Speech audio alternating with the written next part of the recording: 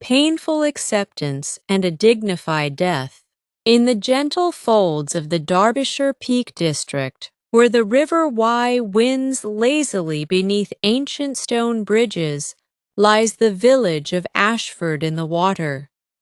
Its honey-colored limestone cottages, narrow lanes, and the famous Sheepwash Bridge have stood for centuries, bearing witness to countless lives lived quietly and fully. At the far end of Church Lane, in a modest but beloved cottage named Rosebank, Henry Thompson had made his home for 48 years. Henry was 78 when the shadow first fell across his days. A retired history teacher, he had spent 35 years shaping young minds at the local comprehensive in Bakewell, filling dusty classrooms with tales of Roman legions marching north, of medieval kings, and the quiet endurance of ordinary folk through plague and war. His voice, once strong and resonant, had softened with age, but his blue eyes still held the spark of a man who had truly lived. The diagnosis arrived on a drizzly Tuesday in late July 2025 at the Royal Hallamshire Hospital in Sheffield. Dr. Annika Patel delivered the news with measured compassion. Pancreatic cancer, stage 4, aggressive. Without intervention, perhaps 3 to 6 months. With chemotherapy and modern targeted therapies, they might extend that to 8 or 10 months, possibly a year if he responded well. Henry sat motionless in the plastic chair, his weathered hands resting on the knees of his corduroy trousers. Eleanor, his wife of 52 years, gripped his arm so tightly her knuckles whitened. "We can start treatment next week," Dr. Patel said. "It won't be easy, but many patients find the extra time worthwhile." Henry looked at the doctor for a long moment, then nodded once. "Thank you. I'll let you know." The drive home was quiet. Rain streaked the windscreen as they passed through green valleys and stone walls. Eleanor finally spoke as they approached the village. "Henry, we should fight this. Even a few more months. The grandchildren." "We'll talk when we're home, love," he replied, placing his hand over hers. His voice was calm, almost peaceful. Rosebank Cottage welcomed them with the scent of lavender from the front border and the faint creak of the old oak door. Inside, the walls were lined with bookshelves bowing under the weight of history texts, novels, and faded photographs. A grandfather clock ticked steadily in the hallway, a sound Henry had always found comforting. That evening, after a simple supper of soup and bread, they sat by the fireplace. Henry took Eleanor's hands in his. "I'm not doing the treatment," he said. Tears welled in her eyes. "Why?" "We've always faced everything together." "Because this is the end of the road, Ellie. I can feel it. I've had a full life. I don't want to spend what remains hooked up to machines, vomiting in hospital wards, or too weak to hold my grandchildren. I want to be here, in our home, with you and the family. I want to leave properly." Eleanor wept, but she knew her husband. Once his mind was made up, it was like the limestone cliffs, unyielding. The family arrived the following weekend. Their son James, 49, an accountant from Manchester, drove up with his wife Sarah and their boys, Thomas, 12, and Oliver, 9. Daughter Emily, 46, a primary school teacher from York, came with her husband Michael and their daughter Sophie, 14. The cottage, usually so peaceful, filled with voices, footsteps, and the chaotic energy of 3 generations. They gathered in the garden under the spreading oak tree whose branches Henry had climbed as a younger man. The late summer sun filtered through the leaves, casting dappled light on the wooden table laden with tea and scones. Henry cleared his throat. "I've decided against the treatment. I'm staying home." James reacted first, his practical nature surging forward. "Dad, that's not rational. Medicine has advanced. Clinical trials, immunotherapy. I'm not interested in buying time at any cost," Henry replied gently. "I've lived 78 years. I married the love of my life, watched you both grow into fine adults, held my grandchildren in my arms. I've walked these hills, read thousands of books, taught hundreds of children. What more is there?" Emily's face crumpled. "We're not ready, Dad. I still need you. None of us are ever ready, my girl. Death doesn't wait for us to be." The conversation stretched late into the evening. Arguments gave way to tears, then to reluctant understanding. Eleanor supported him quietly, but firmly.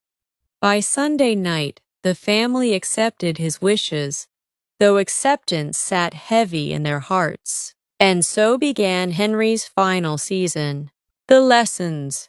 The pains started as a persistent gnawing in his abdomen, sometimes radiating to his back like a hot poker.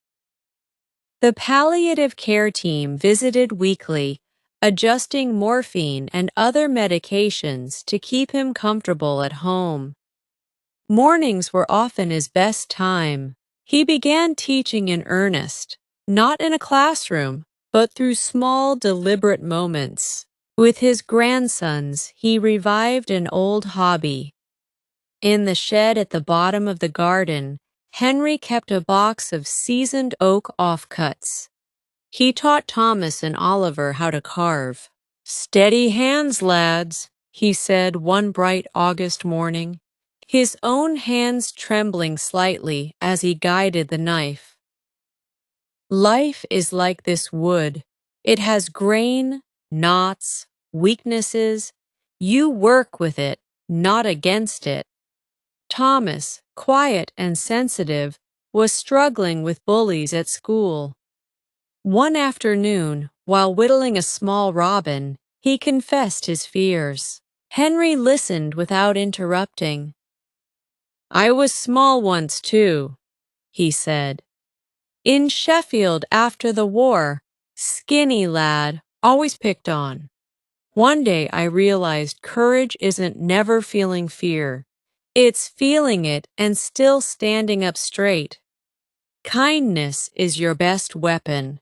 Use it." Oliver, more boisterous, learned patience. They spent hours together, and Henry shared stories of his own boyhood adventures, fishing in the Derwent, cycling across the peaks, getting caught in sudden mists on Kinderscout.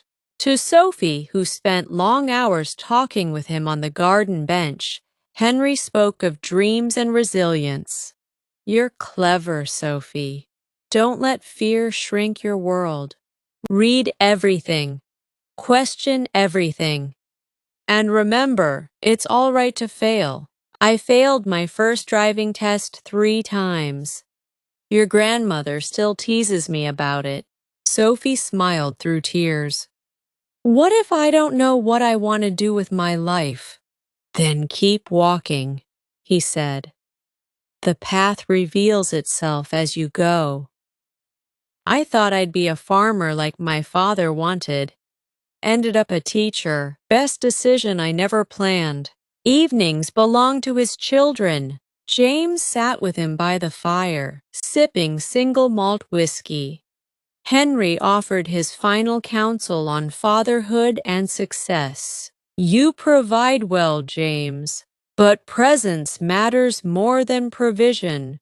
Your boys need you at football matches and bedtime stories, not just school fees. Money is a tool. Don't let it become the master. James nodded, eyes glistening. I've been working too much. Change it now while you can. Don't wait for a diagnosis to teach you what matters. With Emily, the conversations were deeper, more emotional. She had always carried the weight of everyone else's feelings.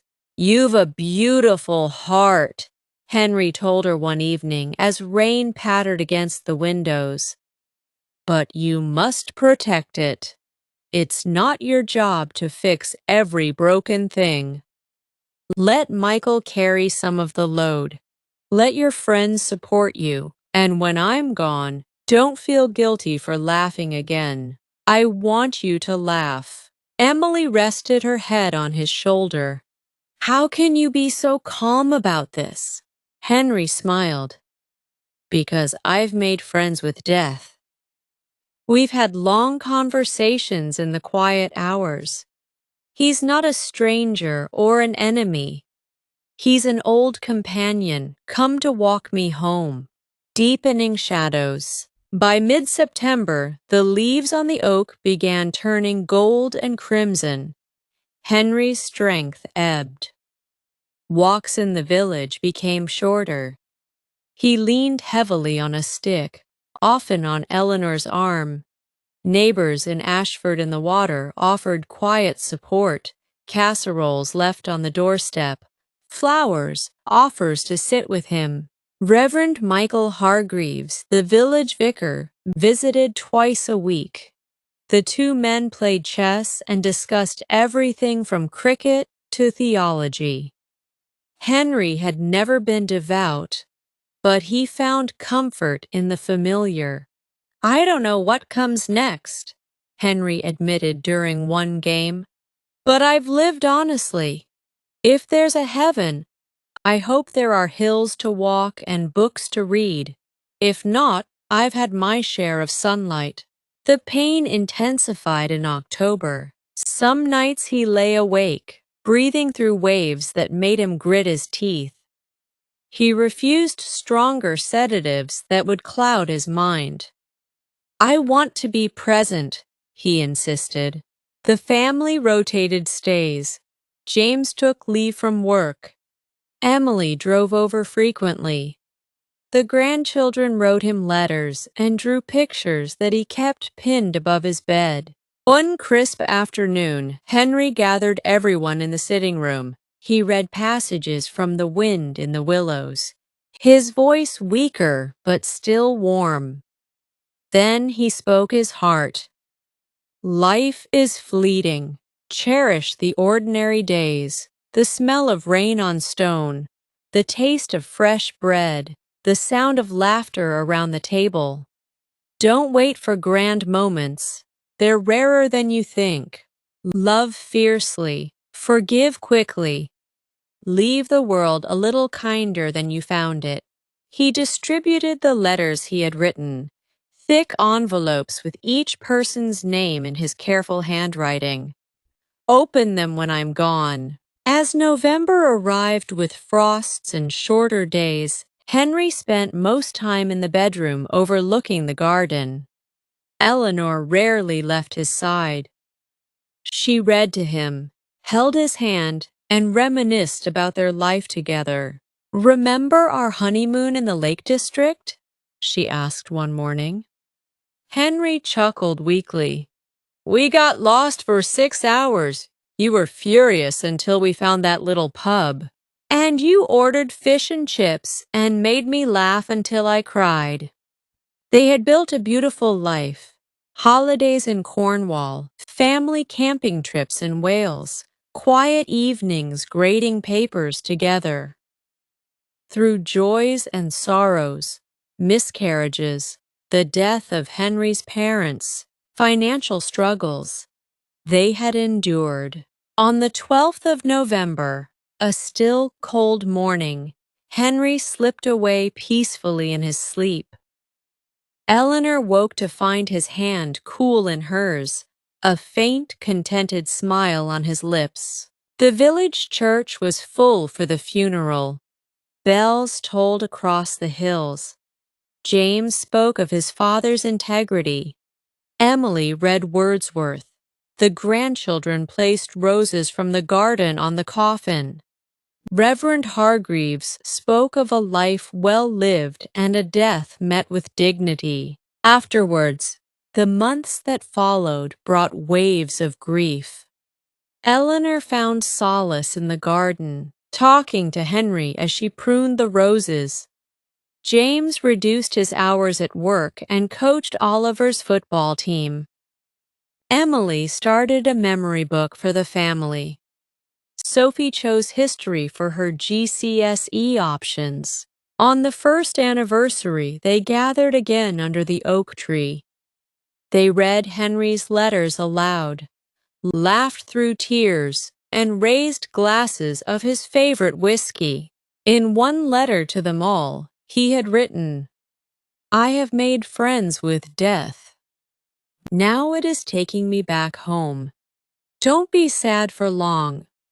Celebrate that we had so much time together. Live well, that is how you honor me." Henry Thompson's final lesson was the most profound. Acceptance is not defeat. It is the graceful completion of a life lived with love, curiosity, and quiet courage. In the hills of Derbyshire, his memory lingers like the morning mist, gentle, enduring, and deeply peaceful. Closing note. Good luck on your own journey, whatever challenges you may face. Life is precious.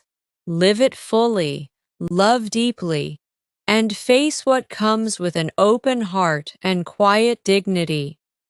If this story touched you, stay on this channel for more heartfelt tales, life lessons, and stories of human strength and resilience. Subscribe and join our growing community as we explore the beauty, pain, and wonder of being alive.